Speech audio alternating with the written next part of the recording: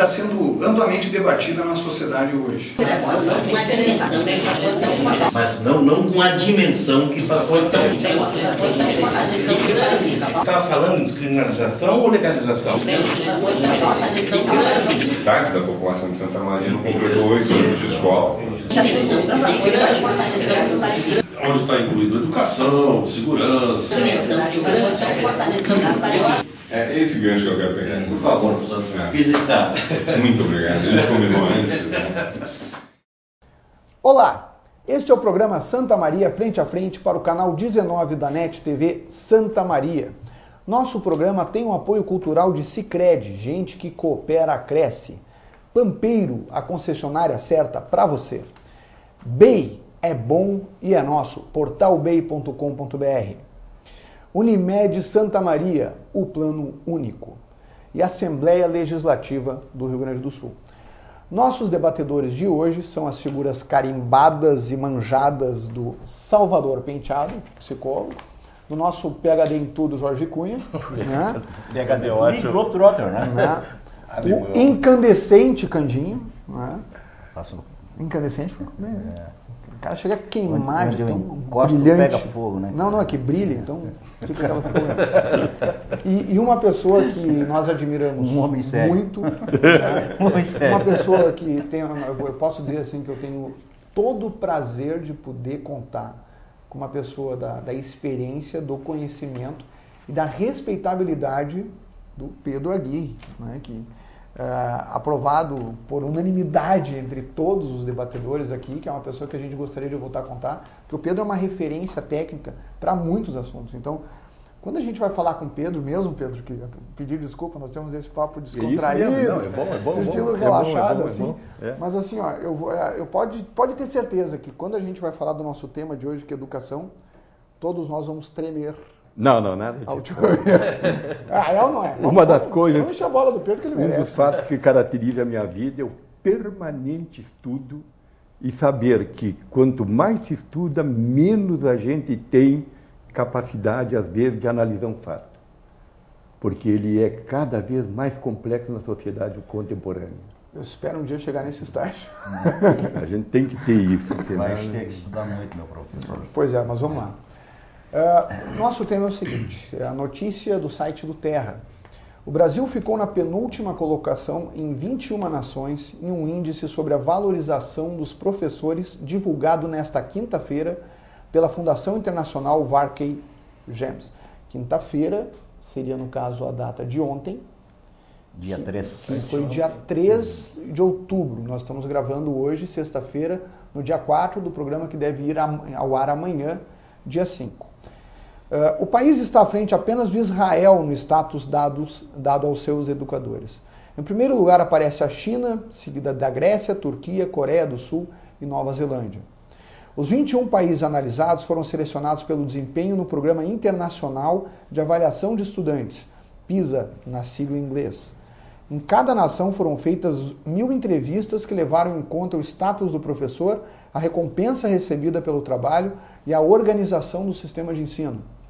Os países asiáticos tiveram desempenho superior a nações europeias, como Holanda, Reino Unido e França, e aos Estados Unidos, que aparecem no meio da fila. A pesquisa também comparou o status do professor a outras profissões. Em 2/3 dos países, eles foram comparados a assistentes sociais. No Brasil, Estados Unidos, França e Turquia, as pessoas pensam que os professores são mais semelhantes a bibliotecários. Apenas na China, os entrevistados disseram que acreditam que o professor tem o mesmo status de um médico. Enquanto na China, 50% dos entrevistados disseram que incentivariam seus filhos a seguir carreira no magistério, apenas 8% fariam o mesmo em Israel. Já no Brasil, cerca de 20% afirmariam que encorajariam seus filhos a seguir a profissão.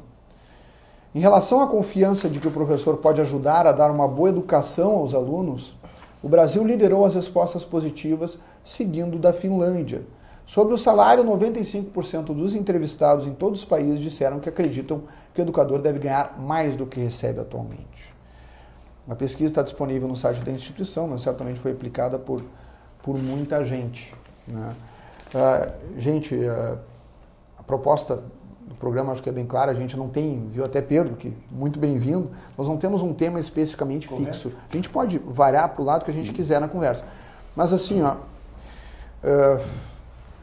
Posso fazer uma pergunta antes? Que bom. Me situar? Maravilha. Não, eu não entendi direito a valorização do professor. Esse é o tema. Quais são os aspectos que foram considerados Na pesquisa? na pesquisa? Eu não tenho esses dados. Porque eu vi que eles compararam com Israel, com alguma coisa. Não é que Israel está Não, tá mas atrás do compararam Brasil. com uma profissão X, com outra profissão X, com isso, com aquilo. Será que a valorização é referenciando entre as profissões? Não. Porque salarialmente, pelo que eu vi, não. 95%... Não, é uma pesquisa ampla, pelo que eu fiquei sabendo. Então, eu só queria bem saber ampla. qual foi o... A ponto de ter essas respostas. A estratificação dela. O status, Observações né? Quer que dizer, jornalisticamente- socialmente, como é que tu vês Então, o professor? Né? Quer dizer, no Brasil, a pesquisa diz que as pessoas veem como uma espécie, ou equivalente a um bibliotecário, né? É isso. Né? Eu acho que essa questão do status da valorização, a matéria se reporta a China como o único em que os professores foram comparados aos médicos, né? E isso tem a ver com a questão de um status mesmo, a questão então, social, eu imaginei, como o cidadão comum vê o profissional, né? Mas isso E importa. todo mundo, eu acho que é mais ou menos consenso, não há nenhuma dúvida que, do ponto de vista, isso tem uma repercussão em relação à questão remuneratória também, né? Que os médicos são aqueles que, em princípio, a sociedade vê como os mais bem remunerados, né? Quer dizer, todo mundo está querendo hoje, ao invés de ter um professor na família, como acontecia, e o Pedro sabe disso lá há 50 anos, há 40 anos. Na nossa né? época de formação dos queria familiares. professores e bancários, funcionário do Banco do Brasil, era, digamos assim, o desideratum de boa parte das famílias, né? Se satisfariam tendo filhos que seguissem esse tipo de atividade. E hoje não, né? Hoje o que as pessoas querem? Querem é médico. A pesquisa não faz referência se é rede pública também, é rede privada. Ou né? quando querem um advogado, tem como parâmetro, como referência o Dr. Ricardo Jobim. Já é uma coisa mais complicada, né? Quando alguém quer um filho que seja advogado, já é um parâmetro elevado, né? O que o amigo, o colega Cândido acaba de falar Muito aqui, obrigado, foi bom ter amigos. já se reflete em termos de indicadores de vaga para os cursos das faculdades de educação nas universidades. Hoje, é bem possível que seja um candidato por vaga, e não mais 6, 10, 11, 15, como foi no passado. Por quê? Porque se está fugindo do magistério, está se fugindo da educação, porque se perdeu o entusiasmo, já não se tem expectativa que se tinha da posição do professor na sociedade. Então, hoje nós já observamos. Quando tem que fazer rematrícula, quantas vagas sobram nos cursos de educação? Todos eles. Aqui está uma característica que, infelizmente, o governo brasileiro tem que tomar uma posição urgente. Como? Buscar uma estratégia de dar uma bolsa de estudo para aqueles alunos que estão nos cursos de educação especificamente. Caso contrário, nós vamos ter as faculdades de educação vazias, sem aluno, sem professor, sem aluno. E isso, o reflexo vai se fazer sentir na sociedade brasileira. E seguindo isso, Pedro, adiante é possível que volte a ser valorizado por ausência de profissionais, né? Quer dizer, faltarão professores aí, obrigatoriamente. Ou eles vão dar jeito de chamar pessoas desqualificadas. né? Eu acho que É o que já se verifica, e o professor Cunha sabe muito bem disso aí. Já é o que se verifica hoje no Brasil. No Nordeste, na Amazônia, você vai buscar quem está à disposição para trabalhar. Quem quer trabalhar, quem quer pegar o bico de professor. É triste isso. Bico de professor. Bico de professor. Bico de professor. Muitas vezes é isso. É isso. Eu tenho duas observações a fazer. Assim. Primeiro, uma geral, eu acho que essa questão toda está relacionada ao modo como na sociedade brasileira, historicamente, nós valorizamos a educação de um modo geral. Né? Educação é uma coisa muito recente. A preocupação com a educação no Brasil começa com a República e ganha feições legais e práticas em termos de ações governamentais na primeira metade do século XX. Isso é muito recente para uma sociedade que quer e gostaria de se ver desenvolvida. Né? Porque desenvolvimento não é só um bom PIB, né? Não. Desenvolvimento é muito mais do que isso. Talvez grande parte dos nossos problemas brasileiros, especialmente a nossa excessiva violência e agressividade social, porque nós vivemos num país absurdamente violento, resida justamente na não sintonia entre desenvolvimento, entre progresso econômico e desenvolvimento social. Crescimento e não desenvolvimento. Esse é o aspecto geral. E o aspecto particular aí eu concordo com o Pedro, acho que nós temos um problema sério de gestão também, né? Se eu bem recordo, em 2005 a gente tinha um orçamento no Ministério da Educação em torno de 18 bilhões de reais. Hoje esse orçamento ultrapassa a 120 bilhões. Hoje, 2013. Né? Então, há muito mais recursos investidos, há uma preocupação com isso, mas há um problema de gestão. Né? De cada 100 reais que saem do Ministério da Educação, alcançam o chão da escola, para usar uma expressão comum entre os trabalhadores da educação, que eu tenho problemas com essa expressão. Mas é fundo a fundo, né? Academia, né? Não. O Ministério inclui todos os níveis da educação. Mas o chão da escola, né? De cada 100 reais, o dado que o Ministério da Educação tem é sobre a educação básica. Né? Eu que tenho mais capacidade de medição e avaliação.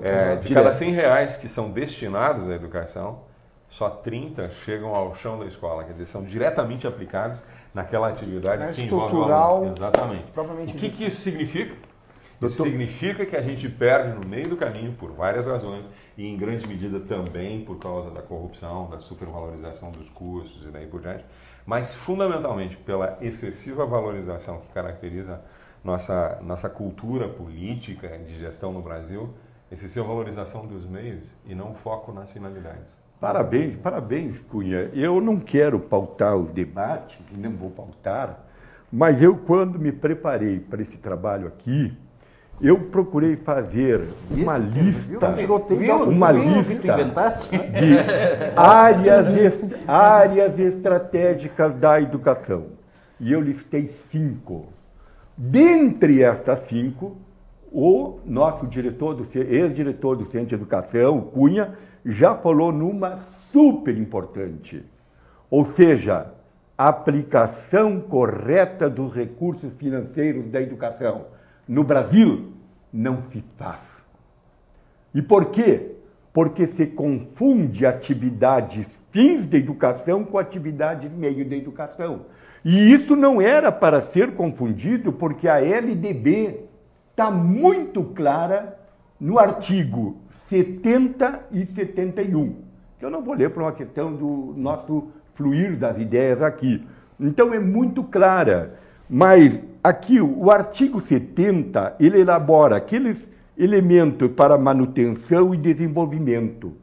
Eu fico muito triste quando um prefeito, quando um governador vai no orçamento da educação, pega parte daquele recurso financeiro e coloca FGs, coloca CCs na educação e o recurso humano está no gabinete do prefeito, no gabinete do governador, está na Secretaria de Recursos Humanos, com que o dinheiro da educação, que era para ser aplicado na atividade fim do desenvolvimento, da melhoria da qualidade do ensino, onde é que está? Está aquele recurso humano em outra área da gestão pública brasileira. Isso é triste. Eu já tive problemas desses. E como sou de fronteira, eu patei. Saí no... Não, senhor, aqui não. Não pode. É recurso de educação, eu não posso colocar esse recurso humano em outra secretaria. Ou então, doutor, o que é que aparece? Diária com recurso de educação para uma pessoa que desempenha função em outro setor. Isso é triste. Isso não pode. Isso é desvio de recursos humanos. É o que o professor Cunha acabou de colocar. Atividade, alocação correta dos recursos de educação tem que ser na educação. Graças a Deus que o Tribunal de Contas da União e o Tribunal de Contas do Estado agora estão com uma visão moderna de quê? De vir para cima dos gestores públicos e multá-los, e inclusive fazer com que eles paguem aqueles recursos humanos, aqueles recursos financeiros que foram desviados para outras áreas da administração. Mas a mim, muito bom, Cunha. Pedro, a mim me parece, humilde, modestamente, né, que essa desproporção entre o recurso liberado na capital federal e o que chega na escola não se explica somente por esse desvio de funções e essa, digamos, má gestão. Tem muito dinheiro que vai pelo ralo no meio do caminho. Né? Tem a questão do lobista, tem a questão do atravessador, tem aquele... É complicado isso. Superfaturamento de merenda. Superfaturamento. E eu acho assim, infelizmente é um problema que não é só na educação, em todas as áreas da atividade pública no Brasil, não é, Jorge? Não sei se estou correto ou não. Se esse problema fosse resolvido, eu acho que a gente resolveria uma das questões que é fundamental, a justa remuneração do papel social desse trabalho, que é o trabalho do educador. E isso não acontece. Não acontece por falta de recursos, que é o argumento que se usa aqui para não pagar no Rio Grande do Sul, por exemplo, para ficar no mínimo, no nosso exemplo regional aqui, né? O governo não consegue pagar o mínimo, né, determinado para o exercício da função docente no ensino básico, porque diz que não tem recursos para isso. E que se o fizesse, oneraria ainda mais o caixa do Estado, aumentando o déficit já existente, né?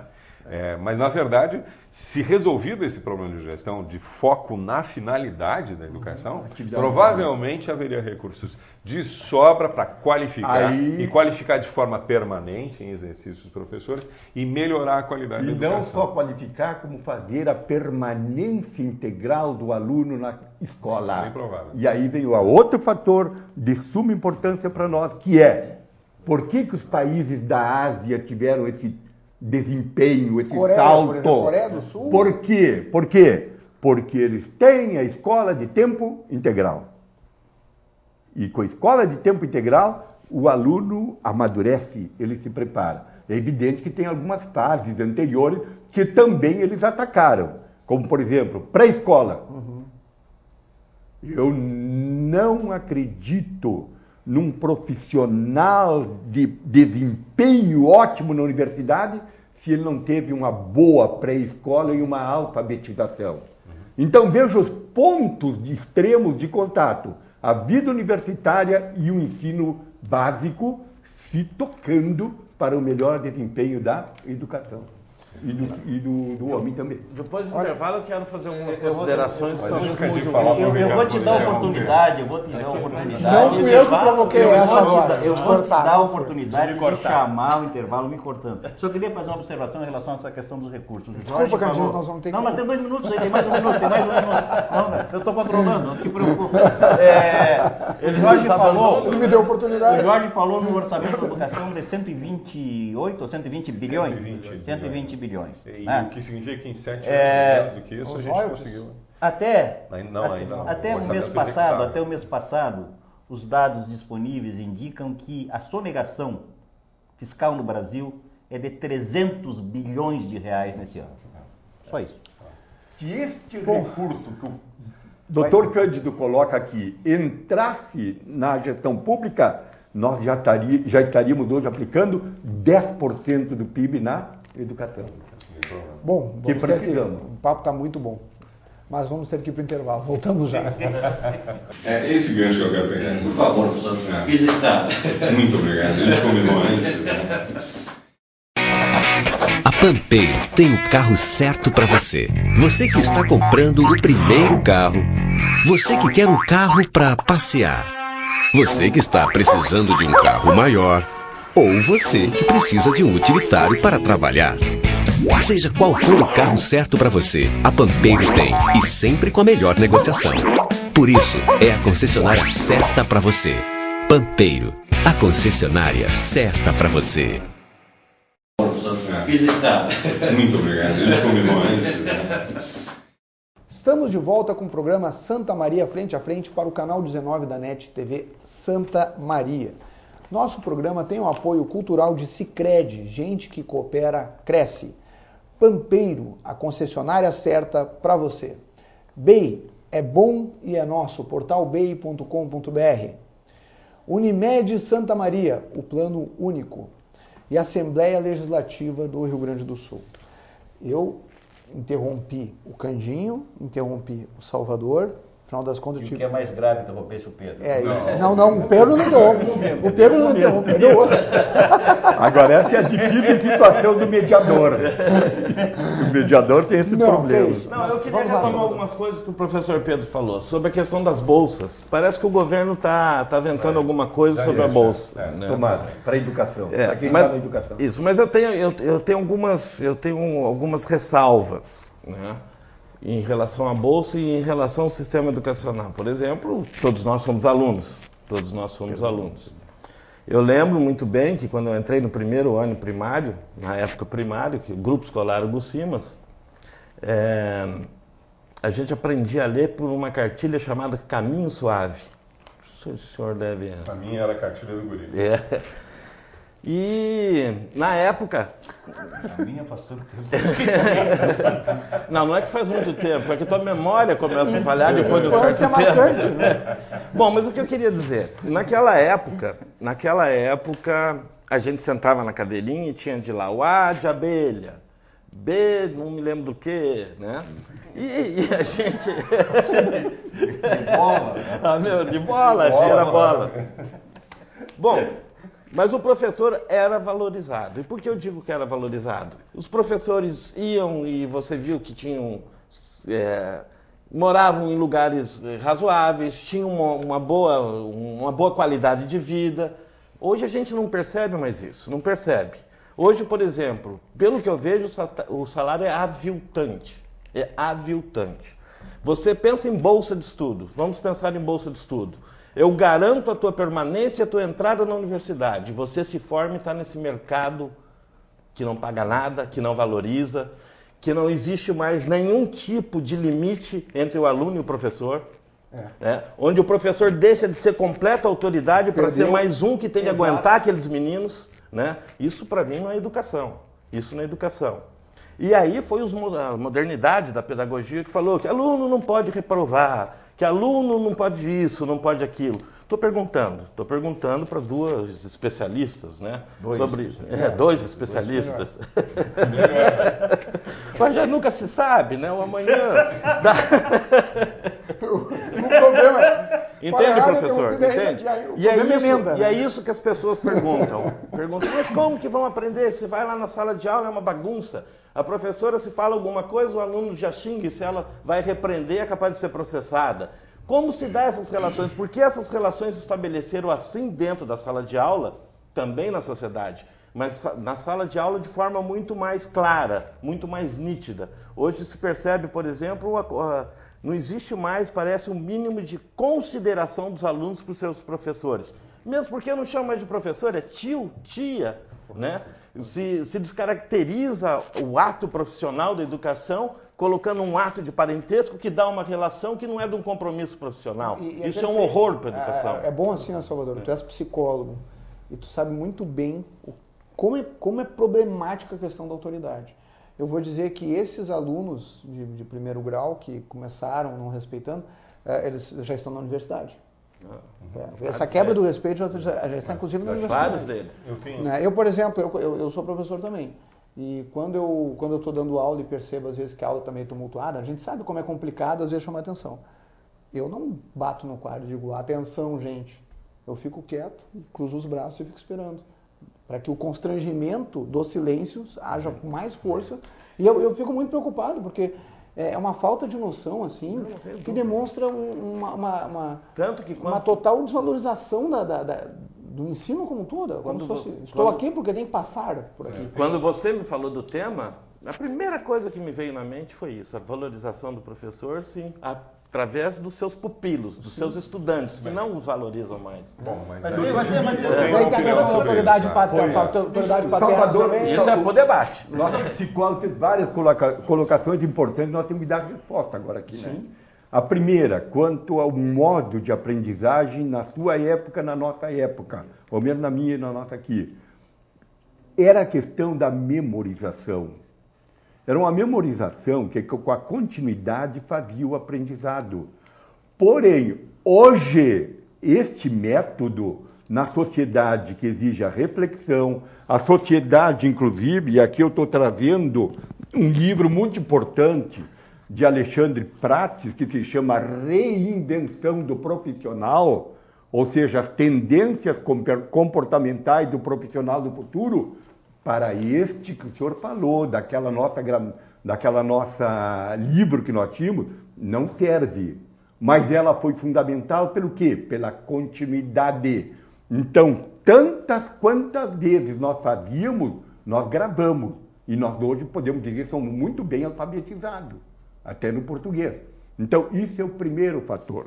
Segundo fator, quanto à valorização do professor e a sua questão financeira. Vamos fazer dois momentos diferentes aqui. Hoje, o ensino municipal no Brasil, no Rio Grande do Sul, em Santa Maria, não é ótimo, mas tem um nível de respeitabilidade para o profissional. Eu me lembro bem que aqui no município nós começamos uma política de valorização salário, do professor, né? Junto com o Evandro Berra. Se fez um plano de carreira que já existia, nós aperfeiçoamos, e aquele plano depois foi criando vários quadros ali de valorização. Depois, até se chegou a valorizar o mestrado e doutorado, foi bem mais recente agora. Isso é um fator importante no ensino municipal. Eu tive o prazer e a honra de ser presidente do secretário municipal de Educação do Rio Grande do Sul, no governo, quando eu era secretário, Dr. Oswaldo. E eu tive a oportunidade de andar por todo o Rio Grande. O professor municipal em todo o Rio Grande do Sul, ele é relativamente bem remunerado. Inclusive aqui em Santa Maria, felizmente, nós temos que reconhecer. Aqui o Plano Nacional, né, do Magistério foi implantado. Agora, quanto aos novos aumentos, isso é questão de discussão. Mas os senhores podem observar que nós não vemos hoje aqui em Santa Maria o quê? Uma tentativa de greve por salário. Pode haver por outras questões. E aqui nós temos um sindicato que eu sempre digo, muito importante, o Cunha tem essa vivência. O Simprosme. Gente, dos 20 anos do Simprosme, 10 eu trabalhei com ele. É o sindicato mais sério, mais honesto, mais decente e que trabalha conjunto com a Secretaria de Educação quando o secretário tem capacidade de diálogo. É muito bom. Quando eu tinha problema nas escolas, que não eram problemas estruturais, que não eram problemas de ensino, e porque a maioria dos problemas na escola são criados por questões comportamentais de conflito, de competitividade entre o grupo que trabalha naquela escola. Quando eu tinha este perfil de conflito ou de problema, eu ligava para o sindicato. Nós estamos com um problema grave na tal escola. Vamos junto, eu estou passando aí. Me ajuda a resolver. Vamos resolver junto? E eles iam junto e ajudavam a resolver, gente. Isto é importante, não se pode estabelecer linhas de conflito entre gestão pública, entre governo e sindicato. Eu sou e tenho respeito maior pelo sindicato e trabalhei junto com eles e trabalho junto com eles. Porque você ganha a credibilidade do sindicato na transparência dos teus atos de gestão. Mas com isso a gente outorga confiança também. Parabéns, falou tudo, fechou. Ou seja, outorgando a confiança, a gente convida para resolver o problema. O Salvador abordou uma questão que me parece assim também crucial, que é a questão da relação entre alunos e professores, e a questão, que é uma questão de educação num determinado sentido. Parece-me que boa parte disso, Salvador, decorre do fato de que modernamente a família, assoberbada pelas suas múltiplas tarefas, delegou irresponsavelmente a educação dos filhos à escola. Sim. Bom. Parabéns. Acabou de colocar uma coisa importante. Em contrapartida, quando a escola tenta agir... Opa, parei, mas é meu filho. Tu não tens o direito de... Né? Eu que sei o que é bom para ele. Né? Ou seja, Tu pode fazer o que tu acha legal, mas não dá limite nele, que a pessoa tem que Deixa só eu fechar o pensamento aqui. O que o Cândido colocou agora é uma questão vital. Ou seja, a família transferiu para a escola não só a formação do educando, mas também a questão comportamental, a questão psicológica, a questão econômica da família. O professor tem que resolver. E isso aqui não é bom. É muito grande a carga que o professor tem hoje, além da aprendizagem, ter que também administrar nas escolas. Então, isso aí é muito difícil para ser administrado por um professor. Eu quero acrescentar 2 pontos da questão que o Salvador levanta. A primeira diz respeito, eu acho que é uma confusão que é crônica no Brasil quando se fala de educação. Aqui nós confundimos, e isso, né, o pessoal que fizer uma avaliação sobre a prática dos professores em sala de aula, da pré-escola ao ensino de pós-graduação, né, vai identificar muito claramente. Nós confundimos educação com transmissão de informações. E se nós reduzimos as práticas docentes dos professores em todos os níveis de ensino à mera transmissão de informações, aqui a gente vai encontrar, né, uma das causas da decadência da autoridade docente. Porque a mídia, a tecnologia transmite informações com muito mais prontidão, não precisa. E eu vou dar um exemplo, né? Quer dizer assim, vejam, se a gente fizesse uma memória da nossa história cultural, da nossa história escolar, né? A memória da nossa história escolar, nós veríamos que, invariavelmente, nós criaríamos uma imagem de um professor passando matéria, sim, ou seja, transmitindo informação, cobrando de apostila, e todos nós sendo avaliados pela nossa capacidade de reproduzir essa informação. Um aluno mediano é aquele que devolve 50% da informação transmitida, e um aluno excelente, vejam só, excelente aluno é o aluno que devolve, reproduz mais de 70% da informação transmitida a título de matéria, unidade, conteúdo da disciplina específica.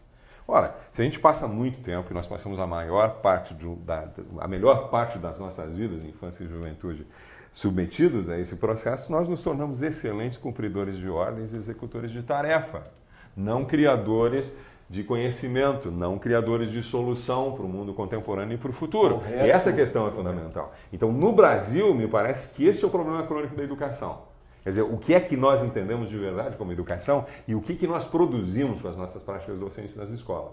Esse é um ponto. E esta é também a causa bem provável da falta de reconhecimento do professor e, consequentemente, da decadência de sua autoridade. Né? Por quê? Professores bem formados que refletem isso não tem nenhum problema com a autoridade. E o reflexo disso no processo de desenvolvimento do país. Exatamente. O desempenho, a capacidade de produção do trabalhador brasileiro é menor que a do americano, 30%. É menor do que os outros países. Por quê? Porque faltou a capacidade de análise, de reflexão, de interpretação, de produção de conhecimento que ele recebe para trabalhar na fábrica, na indústria, ou seja, lá na área da prestação de serviço. Ele não interpreta bem porque faltou o preparo, a reflexão para isso que a gente chama a reinvenção desse profissional. A Coreia do Sul, ela fez esse investimento que não é de muito tempo, mas ela pensou estrategicamente. Vamos investir em educação agora para dar uma resposta no futuro. Salto de qualidade no Os países mais desenvolvidos do mundo e com os trabalhadores mais eficientes do mundo, vou dar um exemplo, a Alemanha, uma informação até que o próprio Jorge Cohen me trouxe, tem um slogan, a Alemanha é um país de ideias. Por quê? Justamente é o resultado do investimento acadêmico com cunho tecnológico que possa justamente dar um desenvolvimento econômico e social. O que acontece? Não é só exclusividade do sistema político brasileiro de ter o partidarismo e ter as discussões, mas é sempre aquela questão da política de mandato e da política de governo, né? Ou seja, uma política de Estado.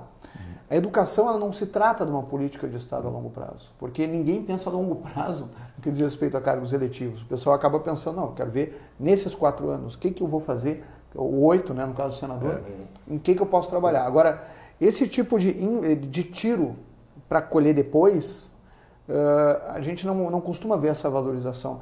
E em razão não adianta a gente ter regras orçamentárias reservando valores, quando na verdade, se filosoficamente nós não estamos identificados com a questão educacional, não compreendemos, e acho que a sociedade não compreende, como é importante isso como investimento.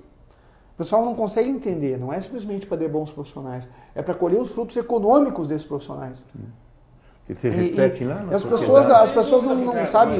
Eu falo isso por quê? Porque a gente vê um índice de evasão muito grande, e isso é um pouco do retrato do comportamento social. Ou seja, de como aquela pessoa da classe baixa, média ou às vezes até alta, vê o processo educacional no que diz respeito à importância. Nos Estados Unidos, se tu não leva teu filho para o colégio, tu é preso. É considerado um crime lá? Eu também acho que deveria ser considerado crime aqui. Aqui, na verdade, é. E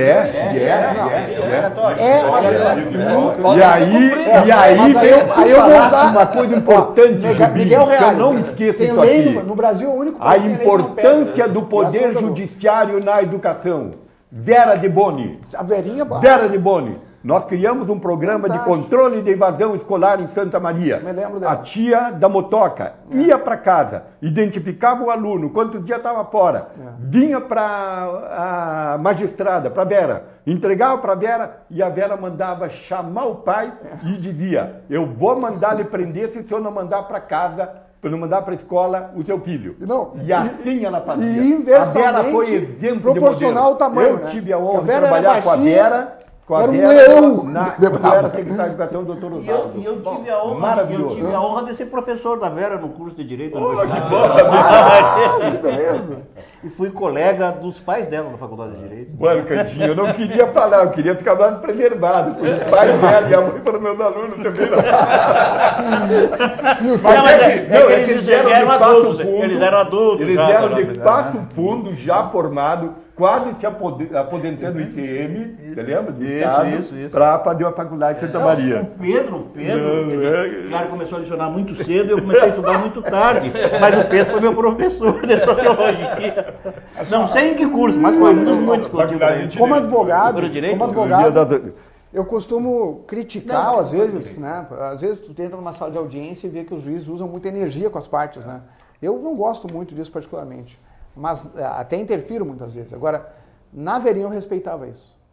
Era maravilhosa. Porque ela fazia do jeito, ela era extremamente agressiva quando tinha que ser. Ela não, baixinha que ela não dava nada. Virava um leão de braba e funcionava, que era uma beleza. Ou seja, a maneira como ela se impunha em relação aos menores e principalmente aos pais, aí que eu achei a sacada. Ela chegava e dizia assim: eu vou mandar lhe prender. O senhor tem 2 dias para botar o aluno na escola. Era maravilhoso. Eu tive a honra. Mas isso hoje trabalhei com a Vera. Aconteceu Diga, professor Cantinho. Veja como a educação tem várias facetas. Entrou a importância do judiciário em quê? Sim. Eu estava pensando aqui, escutei o Jorge com muita atenção, porque eu acho que ele foi crucial. Foi crucial. Com atenção. Foi crucial. Eu não sei qual é o papel do Centro de Educação hoje na formação para conseguir reverter esse quadro. Não sei, porque é na minha área. Mas o que me chama atenção aqui é Israel está atrás do Brasil. Eu também. Israel tem um ensino tecnológico fortíssimo. É um dos países onde você tem o maior desenvolvimento tecnológico do mundo. Me causou surpresa. Né? E se você pegar a escola como eficiente, ela é extremamente eficiente. Vamos ver qual é a questão israelense a seguir. Voltamos já. É esse gancho que eu quero pegar. Por favor, professor. Aqui já está. Muito obrigado. A gente combinou antes. Né? Plano de saúde em Santa Maria só tem um. E o único plano de saúde de Santa Maria é o melhor do Brasil. Único, porque tem livre adesão. Você pode fazer. Único com mais de 600 médicos em todas as especialidades e a maior rede credenciada de serviços da sua livre escolha. Único que oferece atendimento de urgência em todo o país. Você sabe qual é? É claro que sabe. Unimed Santa Maria, o plano único. Aqui já está. Muito obrigado. A gente combinou antes. Né? Estamos de volta com o programa Santa Maria Frente a Frente para o canal 19 da NET TV Santa Maria, discutindo educação num debate dos quais eu posso dizer que é um dos melhores que eu já vi nessa TV. Minha opinião pessoal, não sei se é de vocês. Ou mesmo a do telespectador. Nosso programa... E eu não sei se é a primeira vez que você diz isso, mas tudo bem. Eu disse um dos melhores, então é óbvio que eu falei outra vez. Sem qualidade. Tem qualidade. Que isso, eu tô feliz. Vamos lá. Nosso programa tem um apoio cultural, como diz o Candinho, indispensável. Né? Indispensável e elogiável apoio cultural do Sicredi. Gente que coopera, cresce. Pampeiro, a concessionária certa para você. BEI é bom e é nosso, portal bei.com.br. Unimed Santa Maria, o plano único. E a Assembleia Legislativa do Rio Grande do Sul. Para variar, Salvador ia passar a bola para o Candinho, eu cortei, né? Não, fiz a pergunta sobre Israel, por exemplo, que isso me causou um certo espanto. Mas Israel... De alguma forma vocês mesmos já responderam. Já a responderam, questão, né? Sim. Eu queria voltar a uma questão... Mas talvez seja como o professor é visto em Israel. Talvez seja É a essa valorização, não financeira, talvez. Não, é a valorização dele. Mas essa coisa das relações família, escola, aluno, professor, nas minhas andanças, eu circulo bastante, não pela Europa como o professor Jorge, mas por Santa Maria mesmo, né? Nem pelos Estados Unidos, nem pelos Estados Unidos como o Dr. Jobim, né? Certamente não é por falta de dinheiro, né? Imagino que não. Mas nas minhas andanças pelas escolas de Santa Maria, escolas de nível médio... Entendeu? Né? Nós somos os playboys e ele é o cara que fica não somos aqui. playboys. Boa trabalho, você também. Vocês são globetrotters. Eu sou... Deixa assim. Mas tu tá na NBA, jogando na Liga Maior. A experiência que eu aprendi dessas em função da questão da literatura, basicamente é por aí. Né? Nas escolas em que há uma interação mais forte entre a comunidade do entorno escolar e o colégio, os resultados são visivelmente superiores aos normais. Né? A escola que o pai e a mãe vão para a escola no final de semana, ou sempre que necessário, que se integram às vezes voluntariamente, claro, de repente a escola cria alguns mecanismos facilitadores dessa integração, mas é impressionante como tu percebes um clima diferente na escola, a partir, digamos, do próprio comportamento, da própria postura dos alunos. É uma comunidade. Vira uma comunidade escolar mesmo, né? Não formada por alunos e professores simplesmente, e funcionários, mas escola comunitária. Né? É uma escola que envolve a comunidade. Eu acho que é isso que precisa mais, né? Eu não sou especialista na área, não sou mesmo, e eu tenho a minha observação de pai que eu fui de observar, resultados. Ainda é pai, né? Não, pai que fui de escolar, de acompanhar a escola da minha filha. Por exemplo, por que e você pega em termos de Brasil, por que os colégios militares têm excelência de ensino em tudo que é lugar? E são colégios que cobram conteúdo. Tem uma disciplina muito forte. Cobram conteúdo. E além do mais, também tem um grupo que é muito reduzido, uma amostragem de apenas 5% do universo que o ensino estadual e municipal e federal atende. Isso também facilita, porque quem entra no colégio militar já foi dos melhores no ensino fundamental. Os concursados, professor, os concursados, os filhos de militares não.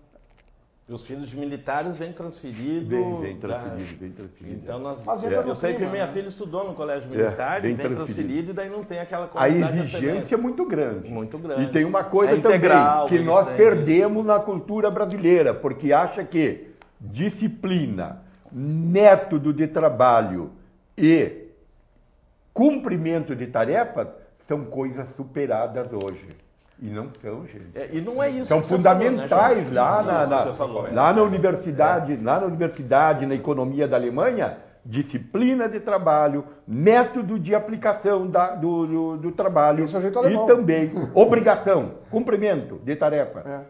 É o que a gente tem no Brasil. O alemão tu não precisa pressionar para ele seguir isso à risca. É uma coisa presumível, né? Ou seja, as pessoas têm que ser assim, porque como assim não são assim? Né? O alemão é outra filosofia. O que nós consideramos aqui aceitável, lá seria inadmissível, né? Em termos de cuidado com a educação. Só para fugir desse exemplo dos colégios militares, né? Vamos pegar os colégios técnicos federais. Isso. Os professores nos colégios técnicos federais têm níveis salariais que são comparáveis, hoje isso está são duas carreiras, mas elas têm os mesmos padrões salariais Equiparadas. do ensino superior, fato. A gente tem escolas abertas com outro tipo de estrutura, né? Quer dizer, há pouco problema com disciplina, quase não acontece. Vocês raramente ouvem falar de problemas com disciplina. Tem professores profundamente engajados como resultado da formação de seus alunos, porque bem remunerados e muito bem reconhecidos no contexto em que trabalham. E você tem estruturas físicas, materiais, que dão conta das necessidades dessa formação. Escolas técnicas federais empatam com escolas militares. Né? E o recurso, você tem problema com a autoridade? É tão grande assim que precisa para isso? Não é, né? E você tem problema com a autoridade do professor nessas escolas? Não. Tanto que não tem problema de indisciplina ou de violência escolar significativa, fora dos padrões, como acontece nas escolas públicas de um modo geral. Está posta a condição, né, inclusive legal nesse país, para que a gente tenha uma educação de qualidade. E temos dinheiro. E temos dinheiro para isso.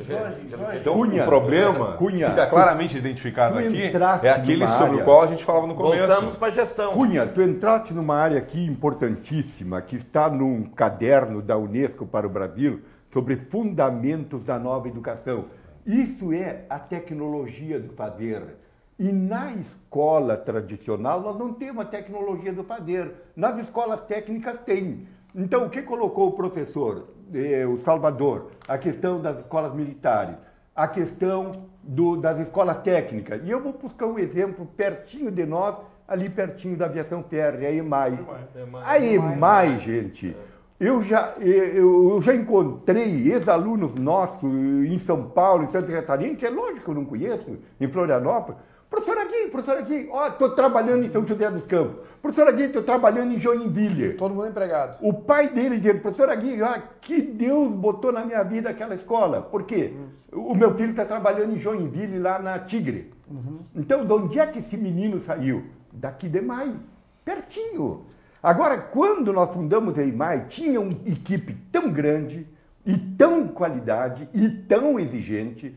Tinha a professora Lenira, a Terezinha, a Terezinha botou uma disciplina ali que ninguém entrava de brinco, não entrava com cabelo por aqui, não entrava com cabelo por aqui, chegava, passava para o armário, colocava o antigo guarda-pó, e ali todo mundo entrava já com disciplina. Então, nós tivemos resultados maravilhosos. E sou um homem que reconheço. Fundamos na equipe do Dr. Oswaldo e hoje o prefeito Schirmer fez um aperfeiçoamento muito bom. Ele me convidou para estar lá. Eu estive de investimento em tecnologia para aquela escola lá. Então, felizmente, isso aí, a nossa EMAI é um exemplo que fechou essa colocação. Escola militar, escolas técnicas, EMAI. É aquilo que a ONU fazia. É preciso que a nova educação passe pelo quê? Pela tecnologia do fazer, que infelizmente do ensino fundamental não tem. Pedro, como é que as nossas escolas que mal têm não é quadro, antigamente era quadro negro, depois vamos falar em lousa, que todo mundo entende, né? Quer dizer, giz não pode funcionar. Apagador é com a mão? Não pode funcionar. Esses exemplos todos que vocês trouxeram, aliás, brilhantemente, escolas militares. Quer dizer, além de um processo seletivo normalmente, tu tens uma disciplina, inclusive questão hierárquica, né? Porque a estrutura é reproduzida lá, precisa disciplinar. Escolas colégios técnicos, quer dizer, federais, EMAI, quer dizer, são estabelecimentos com um objetivo específico que desperta um tipo de interesse específico. Eu fico lembrando assim, lá na nossa época, esse menino aqui não chegou a fazer o exame de admissão, né? O ginásio. Para quinta série. Era o primeiro vestibular. Era o primeiro vestibular que se fazia na época. Nós tivemos aí. Eu tinha que ser aprovado na quarta. Era o primeiro vestibular que se fazia. É verdade. E aí eu fico vendo por que o Colégio Estadual Manuel Ribas, que está completando agora 60 Meu pai estudou numa época. 65, uma coisa assim. Por que era um colégio considerado colégio padrão no estado ao lado do Júlio de Castilhos em Porto Alegre? Os estaduais eram os bons colégios. Por quê? Porque havia um processo seletivo também. Quer dizer, Também havia um processo seletivo. Uma tinha também. Por que em boa parte os profissionais oriundos da Universidade Federal de Santa Maria se apresentam mais bem preparados para enfrentar determinados desafios? Porque é um processo seletivo violento às vezes. E esse processo seletivo está se perdendo, meu Deus, está se perdendo. Nós temos que universalizar o acesso à educação. Eu, dentro de 10 anos, quando eu for um profissional, eu vou perguntar assim, moça, como é que ele entrou pela universidade? Foi nas cotas? Eu não vou. Respeito o pensamento, mas eu acho que tem que haver seleção.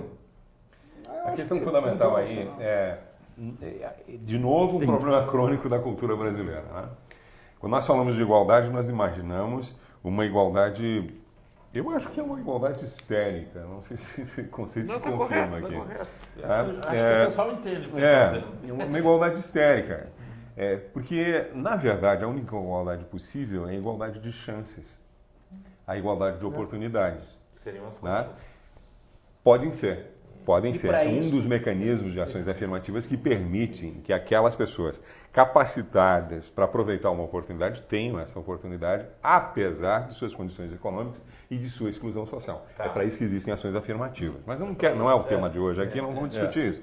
Me parece que, assumindo esse conceito de igualdade, que é a igualdade de chances que o Estado deve garantir, que a sociedade deve prezar para diminuir as grandes diferenças que provocam essa sociedade violenta em que nós vivemos, o resto é meritocracia. O que o sujeito faz com as oportunidades que lhe são dadas pela sociedade em que ele vive, precisa sim ser justamente remunerado, com reconhecimento social e com ascensão econômica. Sem meritocracia. Né? E quem não aproveita essa oportunidade, seja pelas condições que tem, ou pela falta de vontade, ou por acreditar num Estado paternalista que vai sustentá-lo apesar de seu não envolvimento produtivo com o desenvolvimento dessa mesma sociedade, não merece esse reconhecimento social e esta remuneração econômica. Agora, as coisas acontecem, graças a meritocracia não se avança. A sociedade brasileira, a juventude... Igualdade não vem sem meritocracia. A juventude já está bem orientada nesse sentido. Aqueles que querem ter uma vida de bom desempenho social, sabem econômico, que tem um preço a pagar. Eles entram e já sabem o que têm que atingir. Eles sabem. Eles sabem. A pergunta é se eles querem. Isso até o dentro. problema é as condições claro que as nossas famílias não são saberem referência, porque nós já vivemos num meio universitário, tudo isso. Mas o Ricardo, meu filho, ele concluiu a Universidade de Santa Maria e me disse, já estou com vaga em cursos na Universidade em Londres. Sabia o que queria. Sim. Sabia o que queria. Eu em Quaraí, o meu pensamento era o quê? Era ir para Uruguaiana. Se eu tivesse vindo para Santa Maria era outra coisa. O quê? Era ir para Uruguaiana. Fui, fiz ótimo científico, mas eu devia estar num centro maior. Mas sabe o que nós temos de construir, professor? Para nossa sorte, para nossa sorte, se tu fosse por Uruguaiana primeiro. Se tivesse vindo direto para cá, tu teria alçado voos maiores e nós não teríamos do nosso lado aqui. Ele tem a arte. Bom, eu só tenho uma frustração na minha vida. Eu pauto, sabe qual é o meu sonho, professor? Eu pauto meu sonho, é aquele estudante de Harvard falar, meu sonho é poder estar em Santa Maria. É isso que nós devemos trabalhar. Nós sermos referência mundial. E acho que o povo brasileiro tem condições. O que eu quero saber, e por isso que eu acho que os debates são importantes, o que nos falta para conseguir dar o salto? Será que essa gestão, será que a cultura de colonização, isso tudo eu acho que nós temos de estar discutindo e é isso que nós discutimos aqui. Eu acho que existem focos diferentes, por exemplo. Estratégico a tecnologia, do país, gente. A tecnologia, ela nós depende não paramos, a gestão pública brasileira não para pensar o que quer da sociedade brasileira, gente. Mas é aí que tá, olha só, são focos diferentes. A educação fundamental, a educação média, elas têm uma função social absurda no que diz respeito até a questão do povo em si, do desenvolvimento econômico, tudo bem. Na parte tecnológica, né, sobre a questão da... Como tu fizesse uma referência, gostaria que o federal fosse... O investimento tecnológico, muitas vezes, tem seus berçários dentro dos projetos que existem dentro das universidades, né? Eles também são muito bons e exigem muito dinheiro. Esse é um fato. A gente existe uma certa de uma divisão feita ou inventada, não sei por quem, sobre determinada educação fundamental, é um ente público que cuida, a média é outra e a universidade é outra, certo? A distribuição econômica dessas receitas, elas também não existe uma regra, né, de valorização dentro dessa prioridade de investimento. Por exemplo, não existe uma diretriz de investimento que diga que para cada real investido em uma universidade federal tem que ser investido um no médio ou um no fundamental. Correto. Né? Isso por quê? Porque estão dissociados em termos orçamentários. E daí o que acontece? Política também. E daí nós temos estados com uma educação estadual horrível, e temos estados um pouco melhores, municípios muito bons, municípios piores. Só que enquanto a gente não vê todo o quadro, acho que a coisa não evolui. Regrar. Na realidade... Porque todos são importantes. Né? Sim, do ponto de vista da vinculação orçamentária, só quem tem um comprometimento são os municípios, né? Sim. A União não... os estados há uma previsão, mas não cumprem. Né? Os municípios... Normalmente, o Pedro Aguirre vai concordar comigo numa coisa, eu acho. Nós temos um pacto federativo muito mal feito sobre distribuição orçamentária. Cultura política brasileira. Ou seja, está tudo consertado na União. A gente já discutiu isso muitas vezes aqui. Muito bem aqui, mas ou seja, os estados estão passando necessidade, os municípios estão abandonados. O federal sempre sobrepujou todo e foi o pai de todos. Que lei federal se sobrepujou. O pai de todo, ele distribuía dinheiro para todos. A arrecadação tributária brasileira, 70% dela está na União. 25% nos estados e 5% nos municípios. E daí, o que acontece? Antes, quando eu falava da questão de que as condições estão postas para que a gente tenha uma boa educação, uma educação de excelência, ela também diz respeito a isso. Né? Quer dizer assim, há fundos que buscam equilibrar essas distorções entre o Pacto Federativo, né? Municípios, estados e a federação, né? E entre as regiões brasileiras. E isso se faz através do famoso Fundeb, né? E do estabelecimento de condições mínimas, e uma delas é o piso nacional, no qual o Estado do Rio Grande do Sul paga um mico tremendo, né? Porque não consegue realizar isso. Né? Através da redistribuição feita pelo Ministério da Educação deste fundo de forma a equilibrar as condições de gestão a partir dos recursos financeiros. Gente, eu odeio num tema, olha, se tivesse 2 horas, a gente ia 2 horas aqui hoje. E vou dizer que eu tô... Vai acabar vou acabar o programa. A colocação, só deixa eu fazer uma colocação. Claro, final aqui em relação ao pensamento do nosso diretor de centro aqui. Nosso diretor de centro. O governo federal criou uma dificuldade muito grande para os municípios, que foi pegar a pré-escola e atirar no colo. Dizer, é de vocês. E o mais triste, gente, sem recursos, sem meios, sem qualificação e sem nada. Isso aqui é muito triste. E eu digo, o ensino da pré-escola é um ensino por excelência. Quando ele falha, tu tem reflexo até na universidade. E aquele aluno fraco, despreparado que nós recebemos. Eu quero fazer uma homenagem. Tu permite? Embora seja amigo eu não mando nada aqui. Doutor professor Salvador, estou conhecendo hoje, mas eu Cunha. E por quê? Porque nós temos um trabalho conjunto que foi feito no Brasil, o Centro de Educação e a Secretaria de Educação, na época do Dr. Osvaldo, eu tinha 110 professores que não tinham formação profissional, não tinham curso de pedagogia, não tinham graduação. E o que é que nós fizemos? Aí o governo federal lançou a LDB e exigia que em 5 anos, você lembra? 5 anos, que o Abobar até hoje não cumpriram aquela meta, que em 5 anos tinham que estar todos já com formação profissional, pedagógica, com curso de educação. Aí a gente, como é sério no interior, né? O professor Beltrame, mais a